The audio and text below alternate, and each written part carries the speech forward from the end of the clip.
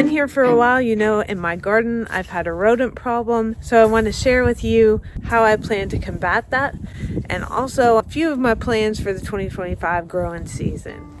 Alright, if you notice here there's a bit of a color difference. I have added a second layer. Luckily, unknowing, in our last garden at the house, I had these 4x4 posts on each of the ends of the beds. It held a fence around it. It was really cute. But once we decided to move it out to the farm, there wasn't really a use for it. I was going to actually chop them. And then I thought, you know, as I get older and my back gets worse and worse, I can add layers to that and make it taller. This past fall, I tried to plant a fall garden and not much of it's left. I have cabbage here and there, and I have Swiss chard. Probably says something about Swiss chard because the rabbits didn't like it. Everything I've read said that rabbits have trouble with 24 inches high, but when properly motivated, they will jump that to get in. And then 36 inches high ain't happening. So I went and priced it out, and it was ridiculously expensive for 12-inch deck wood is basically what this is. It's all pressure treated. I don't care about the toxins that are supposedly getting in the soil. They're so micro, it's not gonna matter. I woke up still not dead again today, in my opinion. But anyway, so this is not quite 24 inches high, but I have another friend to help me out with rodents. And here in the greenhouse, I was saving some plants that are annuals here, such as coleus and wandering Jew and things that I wanted to probably propagate during the winter. The first thing I noticed was that some of my plants had been chopped at the top, just like the rabbits had done. And I thought, how did they get up this table? And then I saw little dug holes, so it's gotta be mice. We just happened to see a kitten on the side of the road in the bar ditch, and we finally trapped her almost 3 weeks ago. She's here in this cage for a few weeks just to establish home. She does not like this. Okay. Good job. Thanks. She said, "How dare you? How dare you pick me up?" Hopefully she keeps this greenhouse free of mice. I have seen that they make little cat doors that I'll install down here that work off of her microchip. I don't want to put a collar on her because it would need to be a breakaway collar, and if it was one with a chip in the collar, that wouldn't do her a lot of good. So if it's implanted under the skin, then she can get in and other creatures can't. The greenhouse also brings up something else I'd like to talk about. It's that I just got electricity put in here, so I'm able to have heat and electricity for my seedling mats. Something else coming out of this greenhouse I'd like to do is extend this walkway here, go all the way around to my greenhouse doors. Now with anything on the farm, you make any kind of change and you have to do something else to help that change along. In the case of doubling these beds, we have a little bit of soil that comes out from in between them. Now I have ants in this bed, so it made it even worse. I put just strips of the weed fabric that I've used on the normal garden area, like 1/8 of it, and I stapled it to the top and bottom parts so that that middle is pretty much locked in. Filling these beds is another story. It's really expensive to buy bagged soil, and better if I can do it for free. I don't use cow chips because we have Bermuda grass, and that Bermuda seed is in those cow turds, and it will grow in these beds, and I will never get rid of Bermuda. But as you can tell, I have used chicken litter. So there's a lot of pine shavings in here, feathers that are good for calcium, chicken manure, which is high in nitrogen, everything good that you want for your garden. I'll show you what else I used is rabbit manure. It's a little bit of wool from the sheep. I tried that. I don't know whether it's working or not, but at least it's it's in here making it more full. Another thing I have to address is the decomposing mulch that I've had for a couple years here. It does have all this winter grasses and seeds on it. And honestly, this time of year, I love seeing the green. But the summer weeds will take over and I'll just have a weeded mess here. And if I keep it, I will have to trim it. And then I'm in here with an edger and I hate edging. Another thing I'm gonna have to deal with making these beds bigger is the drip irrigation. By raising these beds, the supply line is down here. I need it to go all the way up here. So this line is probably just gonna have to be extended up here. And then it runs to actually another little shutoff valve for just this bed. And then we go down to 1/4 inch drip line. It has emitter holes every 6 inches. There and there. So all of them have 1, 2, and 3. They're all connected together, but they run as one system down the length of this bed. Yet another thing I've tried to work on is perennials. I do a lot of annuals, and I think I've done a pretty good job this past year of doing perennials. So one thing is the blueberries that we're attempting to grow. This is a dwarf variety that I don't even know the exact name of. We found it at Lowe's this year. It was a Texas specific plant, so I don't really know. I did the bananas this past year.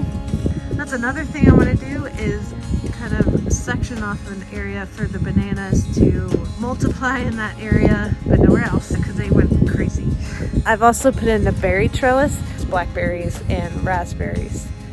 I've tried to get spineless varieties. I don't think you can get them in raspberries. I don't know, but raspberries just don't do well for us. With the shade cloth, I have been able to keep 2 of them alive, but that's all of the growth from spring because they pretty much died back to like little sticks that were green. So raspberries just don't like dark Texas heat, I guess.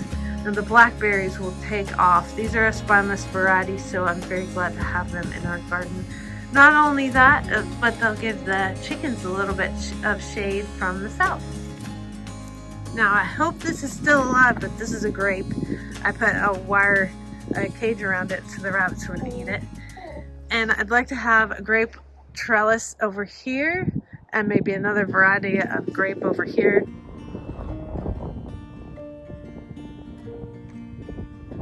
This hole over here had a rose in it. I transplanted that actually over here, and I'm seeing new growth on it. It likes where it is. Which leads me to, I would like to put more perennial plants around the edges, just things that the bees will like. And final project that's gonna take quite a bit of money and quite a bit of time is gonna be the shade structure for this whole area.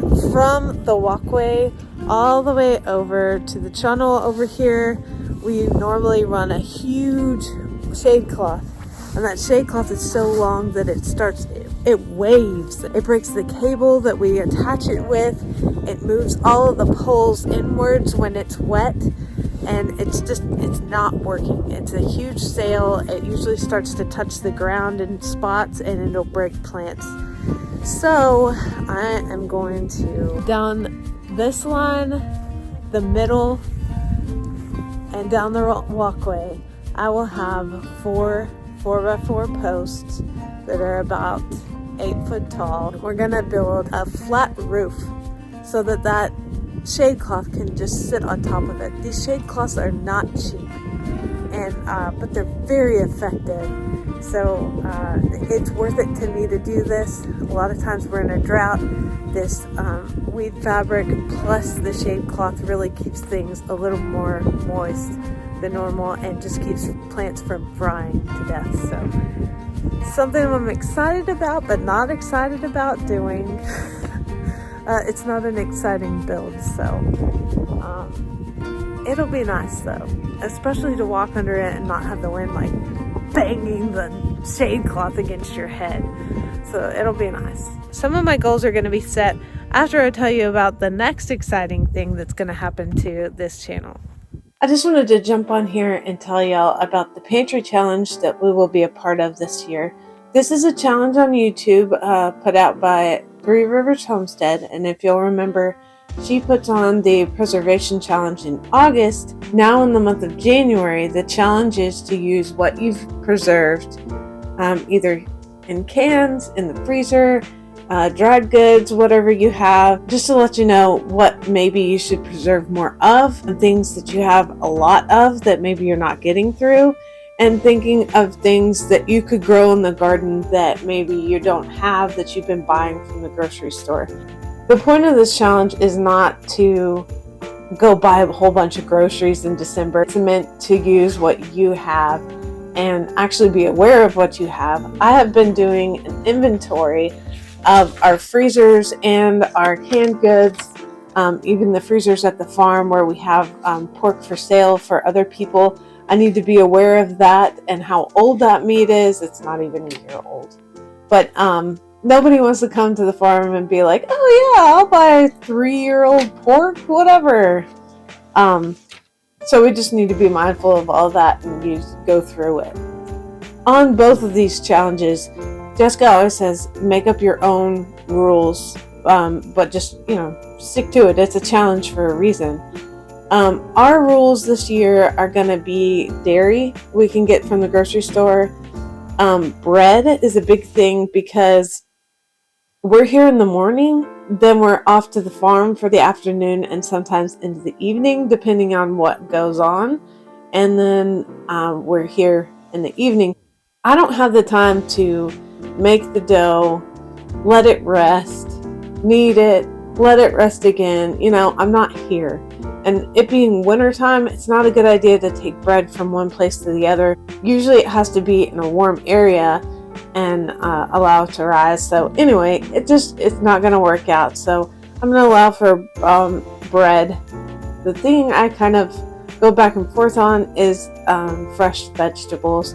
And that's not just like, oh, we're going to have carrots with dinner, let's go buy a bunch of carrots. It's like if we have hamburgers, buying some lettuce and tomato. Those are mainly the two that we would use. Gyros, we buy lettuce and tomato for those. Also this year, I'd like to try out at least maybe 2 recipes a month that are brand new to us. So if you have any recipes that you like, maybe leave them down in the description and maybe we can try them out throughout the year.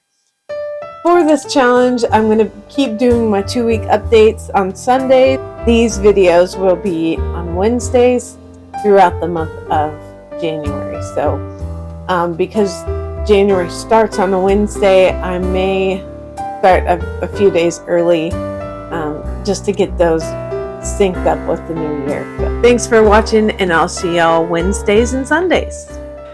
If you like this video, feel free to subscribe. I upload most Sundays, and you can keep watching us grow our farm. Have a good one.